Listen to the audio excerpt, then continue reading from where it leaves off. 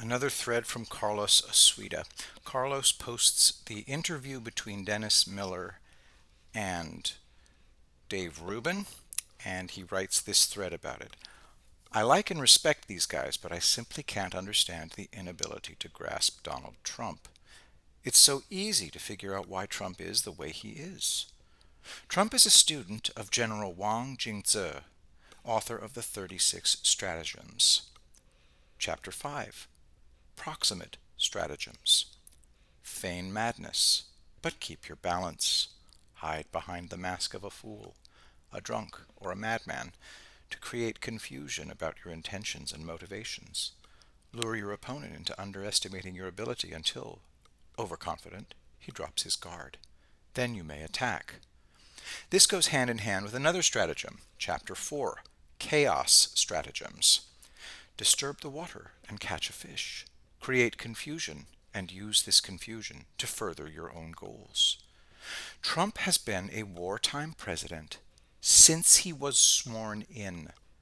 Why must Trump show decorum when all his enemies have become poo-flinging chimps?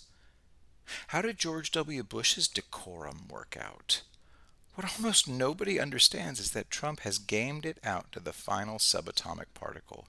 He needs only 49.6% to win in all situations. 0.1%. So he wastes no time or energy going for a percentage that he doesn't need. Even before COVID-19, he had the election in the bag. Now, he'll win by a greater margin than before. We're seeing mass sedition by the Democrats and the press. Even medical professionals are letting politics influence their decision. My eye doctor hates Trump. He said to me, "You're a Biden supporter, I can tell." So I lied. But I was going to keep him after I moved to another state. Now I won't. All of my doctors hate Trump. I have several medical conditions that require specialized care. Finding new doctors is going to be hard. But I can't risk being treated by insane people.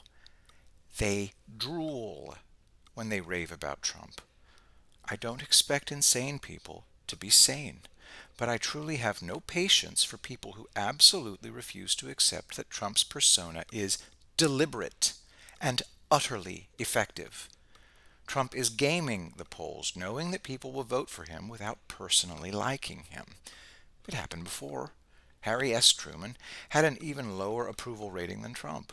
Newspapers published front-page articles that Truman had lost. Truman ground their faces into it after he won. It was a polling catastrophe that was surpassed by the 2016 election, and it'll happen again in November. Here's what I don't get. Trump already proved himself in 2016. Hillary didn't lose. Trump won. You think he can't do it again? Come on. Every day, there are radio ads announcing that major supermarket and supply chains need 100,000 or more new employees. We're gonna be fine. I guess what it all comes down to is a need to be part of an elite. Going on television is addictive, apparently. I did it once. Hated it. Makeup, microphones, and an idiot asking me questions. All elites think that Trump is uncouth. The funny thing is, he's not. What's happened is mass self-hypnosis.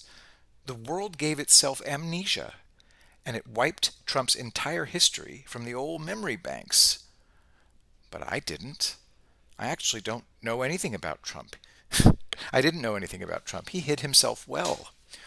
When I saw him begin to dismantle all the GOP nominees, I frantically read everything by and about him. Can it be? Can it really be? I kept asking myself. And finally I knew that yes, it was. Here's the closest I can come to explaining my process. I collect vintage military postcards. Long ago, I discovered that military historians are full of crap. They're extremely dismissive and contemptuous of even questions. So I figured out that the only way to learn is to find the evidence myself. Most postcard sellers don't know what they're selling. They put up a tiny thumbnail on auction sites and write, "Soldier, European, World War One," and they don't put specific keywords in the description. As a result, I've been able to buy hugely important images for a pittance. These are men from the assault company of the 1st Sofia Infantry Regiment, Bulgarian Army. They painted black skulls on their helmets. Nobody knows this except for me, not even one helmet collector in the world. The image will be in the thread. I will post the link in the description. Trump is like my most important vintage postcards.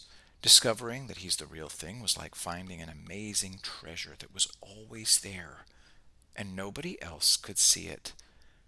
COVID-19 made me give up for good on people who can't grasp Trump. They're too limited for me. It's eerie to see them struggle. But Trump is a touchstone. Either you get him or you don't. And if you don't get him, that's not my problem. He's not a riddle wrapped in a mystery inside an enigma, to quote Churchill.